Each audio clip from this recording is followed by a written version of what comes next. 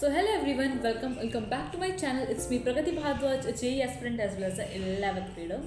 So in this vlog I would be preparing up for the finals and I would be telling कि मैं कौन सी reference book वगैरह use कर रही हूँ for my finals.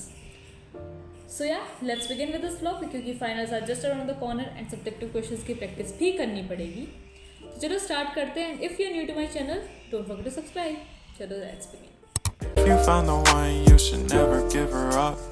I think it's the way life changes when in love, yeah. I surround my soul with the positivity. That's why I don't worry about the things that I don't see, yeah. So, ये vlog start होता है शाम के 6 बजे. इसमें here I am revising thermodynamics. Actual में मुझे करनी थी क्वेश्चन प्रैक्टिस जो कि सब्जेक्टिव क्वेश्चंस की. तो उसके लिए I need to revise the theory. तो मैंने अपनी निकाली ओसवाल की बुक्स. अगर तुम मेरे ओजी व्यूअर हो तो तुम्हें पता होगा कि मैंने ओसवाल बुक्स बाय करी थी. हाँ, तो मैंने वो बुक्स निकाली and here I am revising thermodynamics का चैप्टर. इसमें रिवीजन नोट्स भी गिवन थे. सो या it was a really good thing. साथ ही में चल रहा था टाइमर सामने विच वॉज ऑफ 1 आवर, क्योंकि जब तक टाइम का प्रेशर नहीं रहता तब तक काम देर में ख़त्म होता है, ऐसा मुझे लगता है. अगर टाइम का प्रेशर नहीं होता तो टू लेट मी नो कि तुम्हारा क्या सोचना है. Well here I am revising thermodynamics. तो अभी मैं रिवाइज करी थी थर्मोडायनेमिक्स. तो here I found the mnemonics वाला सेक्शन. इसमें काफ़ी अच्छे से निमोनिक्स दे रखे. इसमें कंसेप्ट में the state functions, mnemonics, PVT, hugs, मतलब it's really easy to learn this mnemonic. And जो इसका इंटरप्रिटेशन था वो था pressure, volume, temperature, enthalpy, internal energy, Gibbs free energy and entropy. मतलब इससे हमने अप्रॉक्स 7 एग्जाम्पल्स लर्न कर लिया ऑफ स्टेट फंक्शंस. एंड ये निमोनिक जे पॉइंट ऑफ व्यू से भी काफ़ी इंपॉर्टेंट है. Then after reading the short notes मैंने करा स्टार्ट माइंड मैप का रिवीजन से. एंड देन आई रियलाइज कि मैंने माइंड मैप का रिवीजन ऑलरेडी कर रखा है पहले. तो मैंने माइंड मैप का रिवीजन स्किप कर दिया था क्योंकि माइंड मैप मतलब इट वॉज वेरी कंसाइज्ड. तो हाँ, मेरा रिवीजन बहुत आराम से हो गया था. उसके बाद I continued with the short notes का रिवीजन. एंड बीच बीच में निमोनिक्स भी थे तो मैंने वो निमोनिक्स भी लर्न करे.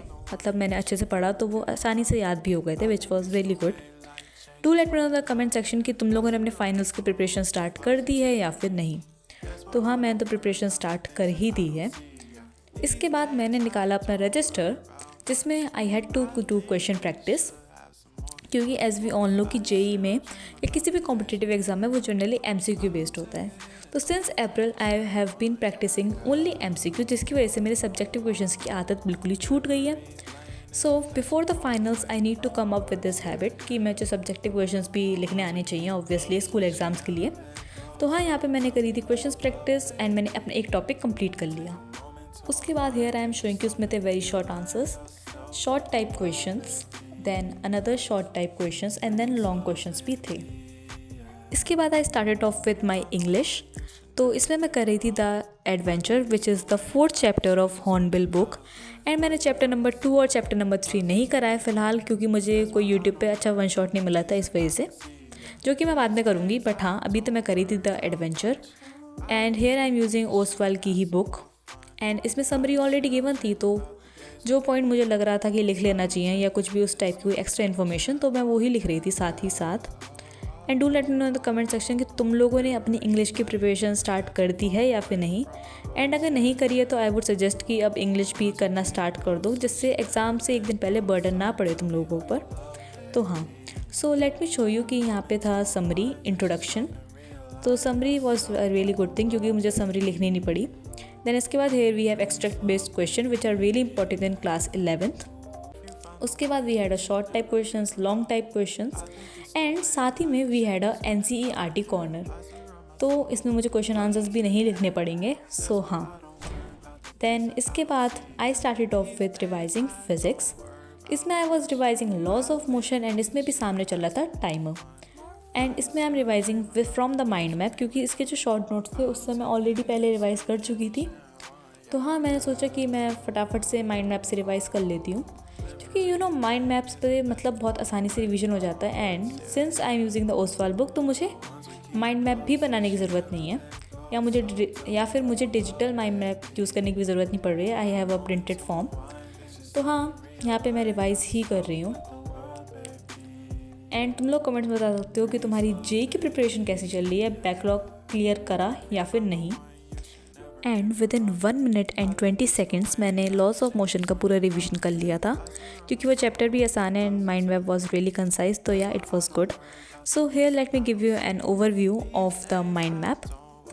सो यहाँ पे दिया है main topic that is laws of motion, then उसके सब टॉपिक्स एंड देन उनकी definitions with their few of their examples and few of their formulas.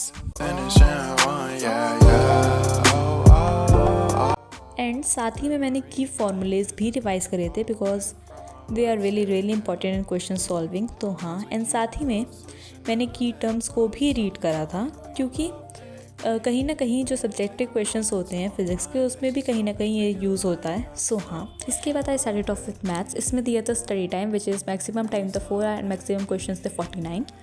साथ ही में है वॉज द सिलेबस एंड साथ ही में list of topics for the topic and the page number. इसके बाद we had a very cool feature of this book which was commonly made error and the answering tip. Let me tell you, इससे मेरी काफ़ी mistakes बच गई हैं. So if you also want to buy these books and want to ace your 11th exams, so you can just buy it from the link which is given in the description box.